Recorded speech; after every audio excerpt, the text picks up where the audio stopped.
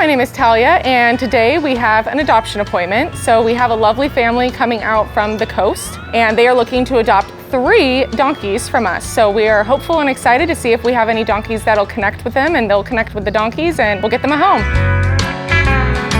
Hi, my name is Shelby Dart. I am out here visiting donkeys to bring them home to my property in Paso Robles.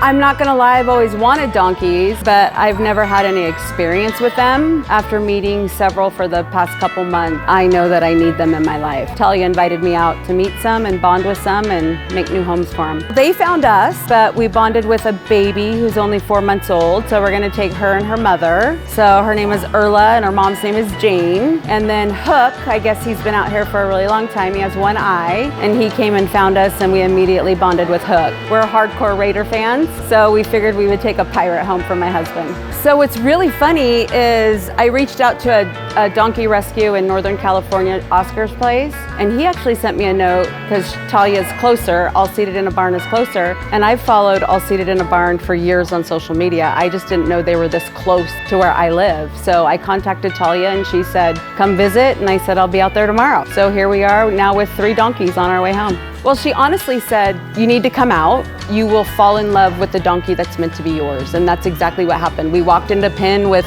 like 30 donkeys, and the ones that found us, they found us. And we fell in love. It was simple and easy. The vet's gonna check them out tomorrow and they'll come home next week. We own a brewery in Fresno.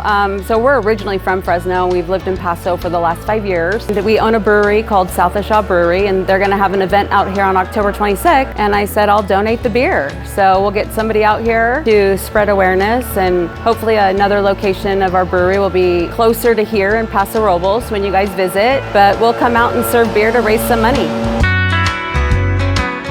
So our appointment just got over, and they did in fact adopt 3 donkeys, Jane, Erla, and Hook. Super excited. Sometimes what I love is that when you meet some of these adopters, you never know what you're gonna get. And in this case, they're some of the kindest. I mean, they helped children, they've helped dogs, they've had rescues, nonprofits, and like their generosity is what won me over. Not only will they be an amazing home for these donkeys, but now they wanna get involved and see how they can help us continue to make a difference and help more horses and donkeys.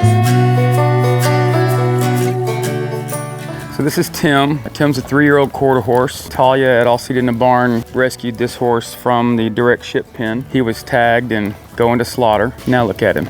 Oh.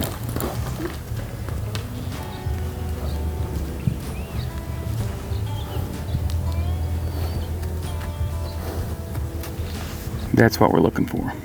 Today's lesson, what we're going to be focusing on is from the mount. We'll reinforce yielding hindquarters, forequarters, and then we're going to work on our turns. That's why you see these cones out here on the ground. We'll go through a cloverleaf pattern of the cones. And one tip about using cones like this in a round pen like we have here, if you noticed, I have no cones up here in front of the gate. I don't ever want my horse to want to stop at the gate. That's a natural tendency we tend to see with horses. Even my personal horses like to go to the gate. So I don't give them any reason, or I try to minimize any purpose of moving directly toward the gate, unless I'm going to be there working their feet at the gate and make them uncomfortable. Then they'll not want to stand at the gate. Hey, hey, hey.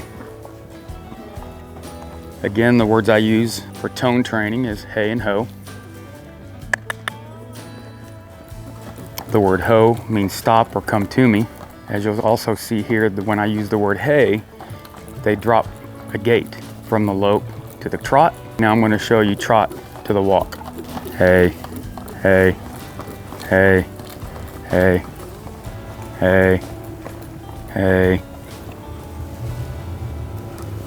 hey, hey, hey, hey, hey, hey, hey, hey.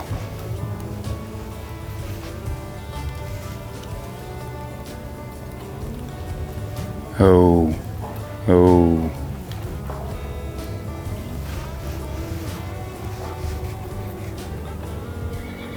So that's not perfect, and that's okay. We're a little better today than we were yesterday, and that's the goal.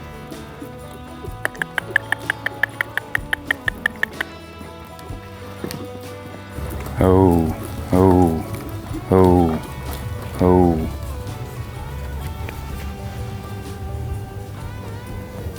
Yeah, you want to stop and smell poop? I won't punish you. You came halfway across to me, huh? If you follow any of my training videos, whether it's at my Instagram at Lawson Training Education or the videos you see me with all seated in the barn, you'll see that I do a lot of time. I spend a lot of time in the round pen preparing horses before I get on them. And then even after I've been on them, like Tim, I spend a good amount of time prepping him like today before I get on him and ask him to start training. Everything we've done thus far has been reinforcing what he already knows, just repetition, which will make us better. To me, the round pen is the classroom. It's the practice field. He tried getting his tongue over the bit yesterday.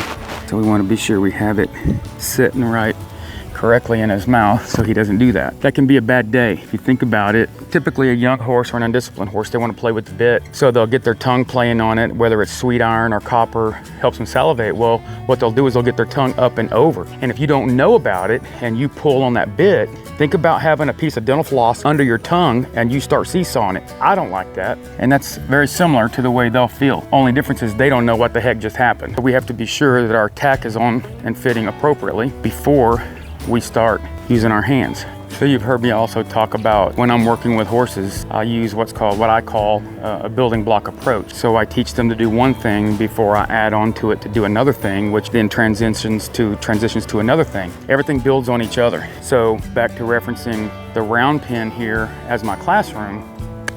When I'm working with the horse, everything I do with the horse, I'll do it in the round pen first. So I'll walk, trot, canter this horse under control with rate in the round pen before I ever take him out of the round pen to the arena. Once we get to the arena, I'll walk, trot, canter him under control. Well, first off would be a boundary of the arena, and then I would start loping, walk, trot, cantering, loping circles smaller than the arena, 80-foot circumference.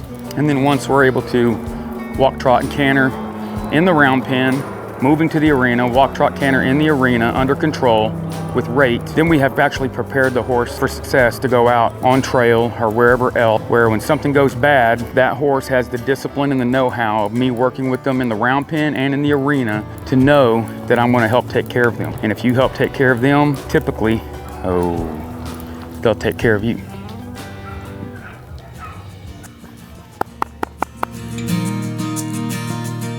Hi guys, I'm Desiree at All Seated in a Barn. This morning, Talia sent me a text saying Georgia had her baby today. So I came out here about 7:30, and then our first thing is to milk the mom because she's already rejecting her. Luckily enough, she was able to let the baby milk her, but it was harder for us because she was already kicking. So I had to give her, put her in a stalk and try to milk her from the bottle. So we've been milking her from the hour. And luckily we have Dr. Lucas who came out and check her temperature, heart rate. She's doing good. So we give her some medicine to help with her body. We also look at the baby. Our main focus, get some milk going and get her healthy and going. But we're super excited. Good morning, I'm Dr. Katrina Lucas here at All Seated in a Barn. We were excited to see a new baby born today. Peaches is a little miniature donkey, had her little miniature donkey baby. She refused it, so we had to do some things to make sure baby was healthy.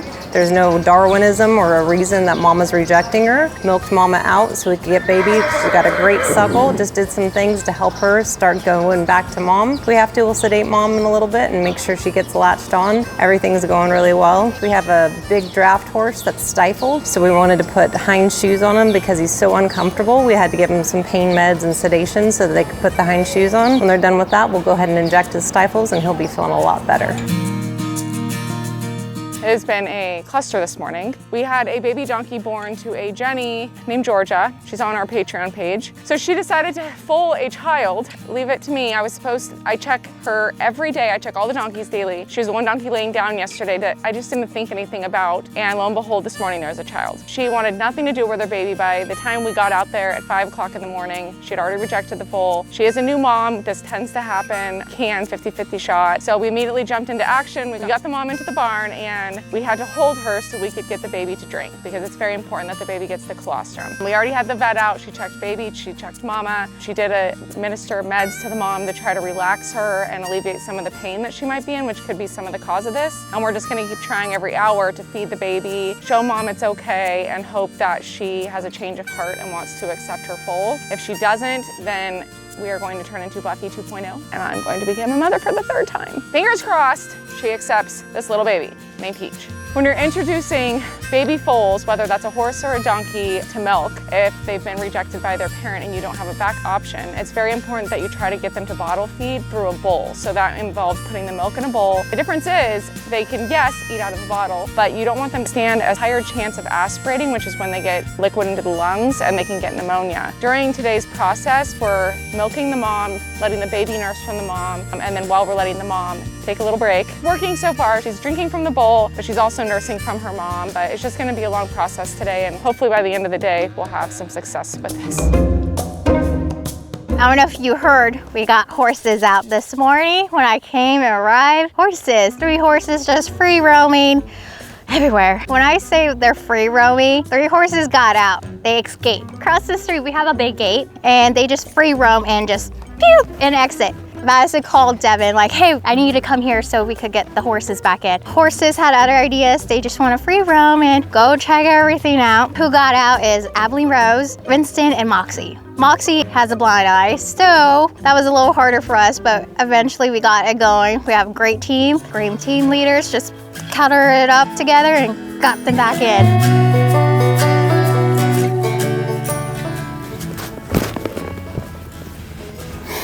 We're gonna start off nice and easy and hopefully it stays that way for a minute. Oh, oh, oh, oh, oh.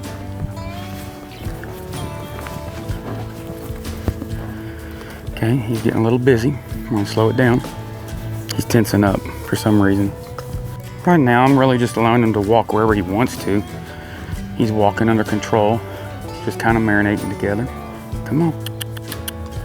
Now we'll start practicing left-hand turns, left-hand circles. All we're simply doing is allowing him to move his feet, but we're adding direction and using a little bit of manipulation with our reins and our bit, letting him feel the bit work.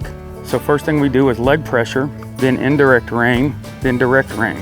Now you see we've gone around the entire round pen once, circling each one of these cones, and you watch this horse, it's like, okay, now I know what we're doing. I know the name of the game. So he starts giving his nose a little better. He's very soft, my reins are loose, does a pretty good circle. You may wonder, okay, Brian, well, what does this do?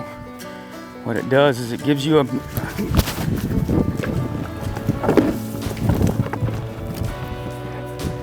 well, that was exciting. It happens. So you may wonder why he did that. I'm going to guess that's because he got his tongue over the bit again. It's not over the bit, but we're going to tighten him up one more time. So you can see he's a little stickier going to the right than he was the left, because everything we do are the left side of the horse, the on side. I often find horses a little stickier going to the right.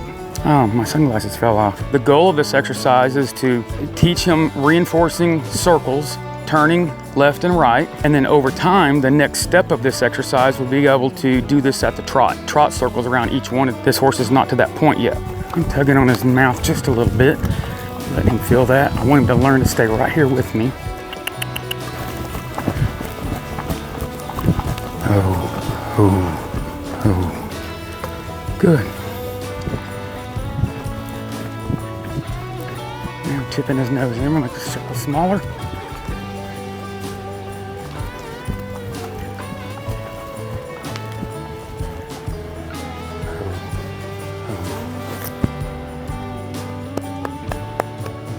Very good.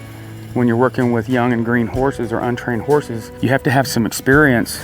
And based on your experience, you'll learn what to do and when to do it, which in the horse world would be known as wisdom.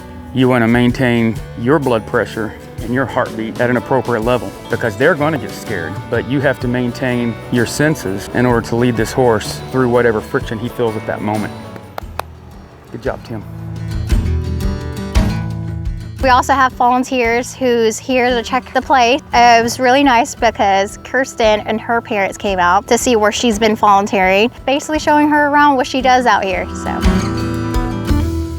My name is Kristen. I'm a volunteer out here at All Seated in a Barn. I've been coming out here about a year now. Just love this place. I heard about All Seated in the Barn through social media, people sharing videos and posts on Instagram, and then I found out it was here local and I haven't been able to stay away. I'm out here today with my mom and my aunt. They came out to visit from Colorado, and as they're passing through to Washington to visit my sister, so of course I made them come out here and meet all the horses and get to know all my favorites. I like to volunteer out here just because it's peaceful. There's something about being around horses that's just calming and relaxing. I work just 3 miles down the road, and so it's nice. Work can get stressful. I can take a lunch break and come down here and spend some time with the animals and go back to work happy again and get my job done.